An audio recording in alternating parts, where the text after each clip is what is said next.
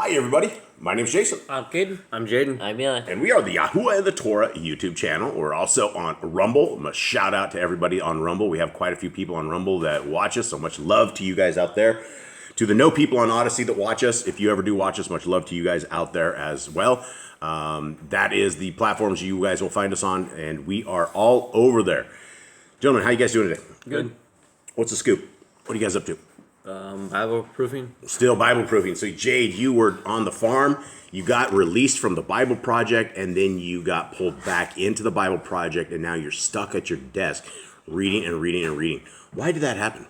We need to get the project done, and everyone needs help. Yeah, well, we have to get it over to India. The Bible printers in India wanted the final copy before December, where they are going to be printing this up in India.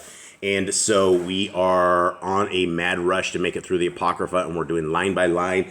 Mr. Eli, you are reading what book? I'm reading Jasher. Jasher. How you doing with that, buddy? It's 155,000 words. It's 1/14 of the entire scriptures all put together.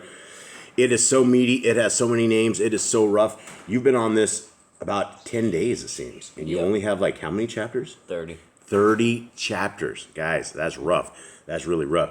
All right, Mr. Cade, what are you reading? I'm just a graphic designer. He's a graphic designer, so he's not reading anything. I am reading right now in the Book of Jubilees. I'm to chapter 21, and we're running through this. We're going very, very quickly. And let me tell you guys, I just did a video on the size of Yah's scriptures, and I've told you guys it was all huge. It's over a little over 4 inches as the size of the book on the size. And so Mr. Cole is working this, getting this down as many lower pages as possible. We're about 4,000 pages. Now, guys, this is large print. This is no shifty little scriptures. This is not something that you will have to have a magnifying glass to read. Hopefully, in your old age, hopefully in our aging times when our eyes are weakening, which my eyes have completely weakened. I can't see the regular scriptures that are out there, but I can see this because it is a 14.5 font, bigger than all the other large print stuff out there. And because we had to add an extra 1,000 pages to it, unfortunately, we are going to have to bring this up a couple of dollars. So for today and tomorrow, it's still on pre-order. You can still get it for $59. We will leave it at $59. But as before the end of this week, once we finalize the prices in India, we're going to have to adjust it for the extra 1,000 pages that are going in there, and it's probably up another $3 or $4. I want to keep it under $60. I did everything possible to keep it under $60. I'm not going to be able to do that. It's just a very, very large book, guys. 103 books. This is what you get in them. The complete restored names, scriptures of everything. It is a work of love. This is the very best translation you will ever find anywhere, guaranteed, without a shadow of a doubt. There's been so much proofreading, so much done. The ISR did not do this to them. The Holy Scriptures did not do this to them. We have taken years and years and years of productions and put probably close to 100,000 hours in it. I don't know if it's 100,000. I don't know if it's over 100,000, but we lost count a long, long time ago at manpower into this, and it has all been a work of love. And there has been a tremendous amount of people that are working on this. So, guys, if you want to get this, these are your last chance of getting it at $59. It's not much of a savings, but we will, it's going to go probably up to $64 in a couple of days once we figure this out. Now, for anybody who can't afford this and can't at all and don't want to, it doesn't matter because you guys can grab the free PDFs. This same giant book that is available very, very soon is available right now in this PDF. You can get the Yah Scripture, single column, the 66 books right here. Links are always in the description. And the Apocrypha is at the bottom. So this is a fantastic deal. These are limited edition, obviously. These are probably what you would call a study scriptures. They are absolutely huge and just stacked, and you will be able to read them very well. Okay, gentlemen, we are on chapter 136. Prior to this, somebody give me a quick recap of what happened yesterday. Make it happen. All right, so yesterday we had Ishmael and Isaac are talking. Isaac is now 37 years old. He's a grown man. His brother's about 50 years old. And they're talking about how who was more righteous, who was the better person. And Isaac goes, if I came to it, I would be ready to be a sacrifice for Yahuwah. And Satan took that one to Yah and offered and told him that he should sacrifice his son to show if he's really Abraham really a true person. So now Abraham had to technically lie to Sarah and tell him that he was going to take him to Shem in the city of Shalom and have him raised up there. he said that he didn't tell her to sacrifice. So she's really sad because Isaac's always been with her for the last 37 years. It's her only son. So now he is going to get sacrificed, and she doesn't know. Yeah, and one thing that we brought up yesterday is that prior to this, we thought it was a little weird, right? Sarah's like 100. How old is she? 127. 127 years old, and Isaac sleeps in the same bed with her, and we thought that was a little weird. And I'd like to McDuck. I think is it McDuck? It said something about this. Duck Gobbler or something that's like that, McDuck Gobbler. I don't know. I have a hard time with the name. Maybe I'll sit down and study the name one day. But he was talking about how King David, when he was cold as an old man, right? Remember what they did? They didn't. They found a young woman having sit with him, hold him. They didn't find blankets. They found the extra woman, right? They tried blankets, and they couldn't get him warm. He couldn't stay warm, and so at that age, I don't even know if he got warm. Did he get warm? They never said about it, but I'm pretty sure he did. He's just happy. Yeah. He was warm. Holding his old age. Had this really young gal hanging out with him. So that is probably a very interesting thought, is that maybe she, being at 127 or whatever, she has really, really bad circulation. So the kid is in there to help out with that or something of sort. I don't know. But that, we were just thinking of it. So here we go. Ready? 136, and so that is our book that we just got an alert for, that we just did on there. So guys, watch that video. It is an amazing book that's coming out. I believe that they will get snatched up and ordered up very quickly, because there's nothing on the market like this. It does not exist, this Yah scriptures at all. Okay, 136. And Yitzchak slept with us that night, and Sarah kissed him. Do we already do this one? I thought so, but the more you read it, it's different. I'm going to read the rest All of right, it. there we go. And Yitzchak slept with us that night, and Sarah kissed and embraced him and instructed him until morning.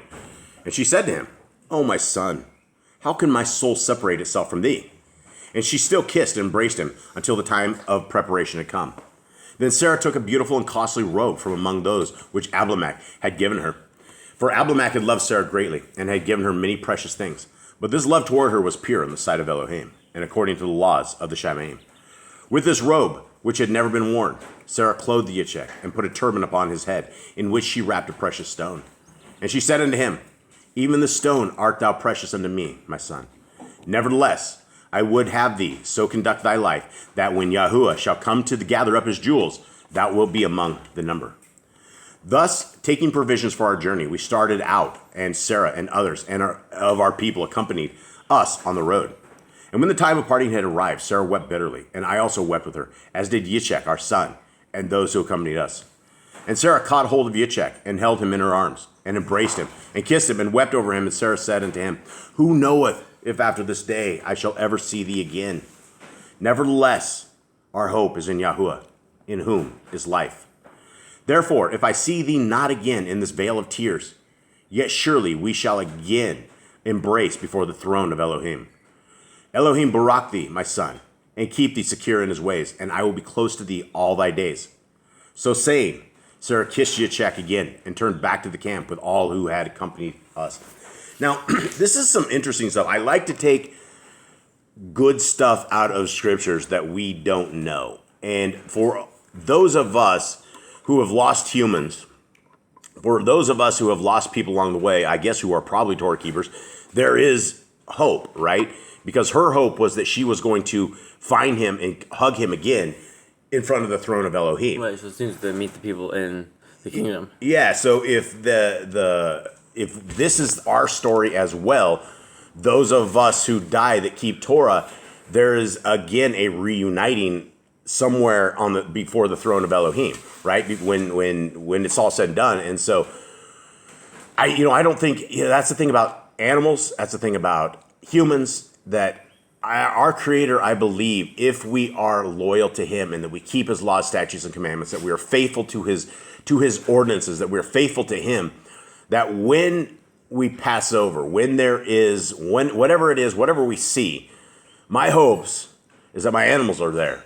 But according to what we're reading right here, her hope is that she is able to see her son and able to give him love. And so that is some good hope for all of you guys out there that have lost those who were in Torah, who are, make your heart cry, because there's hope. Okay, 138.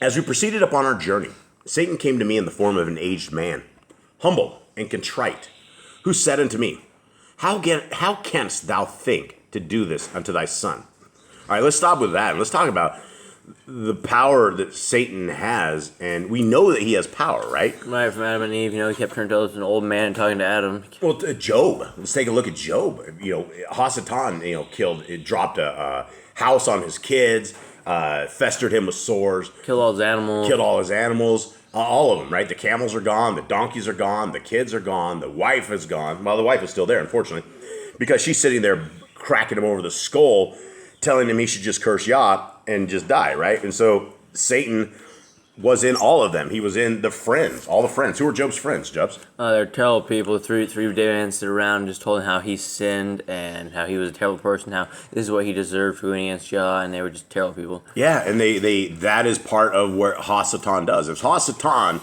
has the power to come to Abraham in the form of an aged man, humble and contrite, he can do the same to you. So we have to be aware. We have to be in our scriptures. We have to be in prayer. We have to have Yah's protection. Because if not, Hasatan's going to ride on us. 2, did not Elohim give thee this son by a Kodesh conception after the order of the ancients? And dost thou think so little of this precious gift that thou wilt take his life as thou wouldst slaughter a dumb beast and thus cut off thine only hope of a royal posterity in the earth? I don't know why Hasatan calls him a dumb beast. I think dogs are extremely smart. Dogs didn't like him. Huh? Dogs didn't like him. Yeah, dogs didn't like him. I think cows are extremely smart. Yes, they don't speak in our terms, and yes, they don't have the same kind of brain power that we have, but they are all absolutely brilliant in their own way. I don't know. But anyway, I think dumb beasts are not quite dumb beasts. I think they are qualified beasts of our Creator. But I see where it's going with that. 3. What evil hast he done unto thee that thou shouldest do this thing? Dost thou not understand that this thing cannot be from Yahuwah? Behold, Yahuwah delighteth not in human sacrifice. Did he not smite the priest of Nimrod for seeking to take thy life in like manner? Surely thou shouldest repent of this thy purpose and return thy son into the bed of his mother, Sarah. So even Satan knew that Isaac was hanging out in the same room as Sarah. He knows everything, right? He knows everything. 8, but I knew that this was the word of Satan, seeking to prevent my obeying the word of Yahuwah. Wherefore I commanded him to depart by the authority of the Kodesh Kahuna in the name of Yahuwah, and he departed from me in haste. A short time later, Satan came again, appearing to Yitzhak in the form of a handsome and pleasing young man. All right, so you think if Hasatan can come in the form of a handsome, pleasing young man, can he come in the form of a beautiful, pleasing young woman? Yeah, we saw that in the book of Adam and Eve when he came out of the river and he and his little cronies. Yeah, his little demon friends, and they're all evil. They all have this kind of power. And so if you are men of Yah, understand that you can be seduced by things such as this, and it may just be the devil himself. Or women of Yah. Yeah, women of Yah. Yeah, women of Yah, men of Yah. Don't be seduced. Don't go outside of matrimony. Don't go outside of purity. If you guys are pure, do not walk out of it until your marriage day. Do not open books. Do not open the internet. Do not open your mind, because once you see what you can see out there that is freely out there, because all this stuff is free, you can't undo it. And so you need to stay pure in all of it if you want to be with Yah. And he will take you, and he will take you with lust. He will take you with animal lust is what Adam said in his book. So let's continue on. Did we do 2? And he said unto Yishak, dost thou not understand that thine own father in his foolishness bringeth thee to be slain today for no purpose? Now therefore, my brother, do not go with him, for it is the foolishness of his old age that doeth this. Therefore, let not thy precious life and thy beautiful body be lost from the earth in such a manner. But come with me, and I will introduce thee to the pleasures of the earth, and thou shalt take pleasure therein all thy days. I mean, the first thing they should know, because I don't think anybody knew he was going to get sacrificed except Abraham, Isaac, and Yahuwah. So they should have known when someone comes up to you saying this stuff like this is not Yahuwah. I think Eleazar and Ishmael also knew. Because Ishmael was messing with him, and there was another book. Where's the other book? Is it Jasher? That talks about it, where Ishmael and Ishmael and Eleazar have a dispute over who gets all of Abraham's stuff, because they're like, well, he's going to be dead. They assumed Isaac was going to be dead on this, and so they had a dispute over his stuff, and they're like, well, then Eleazar's like, well, I've been with him forever. And Ishmael's like, well, I was his first son, technically. So anyway, those two, whenever they were back, knew something odd was about to happen. 6. Am I in 6? Yes. Did I read 5? No, I think you're 5. Did I think you're 5. Okay. When Yitzchak heard this, he saith unto me, my father, surely this is Satan come to dissuade me from obeying the word of Yahuwah. For thus doth he appear, and thus doth he say unto me. Wherefore my father rebuked him in the name of Yahuwah, that he shall cease from troubling me. For I know that thou art a servant of the Most High Elohim, and that it is to fulfill the will of Yahuwah that we are come unto this place. There's some power in the name, right? There's some power in Yah's name. There's power to the Torah keepers, right? Power to the Torah keepers. They have different power that others don't. 7. Wherefore I, Abram, rebuke Satan in the name of Yahuwah, the Elohim of Noach and of Shem, and he departed from us in fear. Now, we're going to do 140, and then we will end up, this will be the final chapter for today. As we continued on our journey, we entered a narrow ravine with high walls. When we were in the midst of it, we heard a mighty rumbling of the earth shook, and the earth shook beneath our feet. Looking back, we saw a great wall of water coming down upon us, bearing trees and boulders in a mighty flood. What do you think that's called? Landslide. Yeah. Landslide, and it's a wipeout. There were water. I mean, the whole thing is a washout.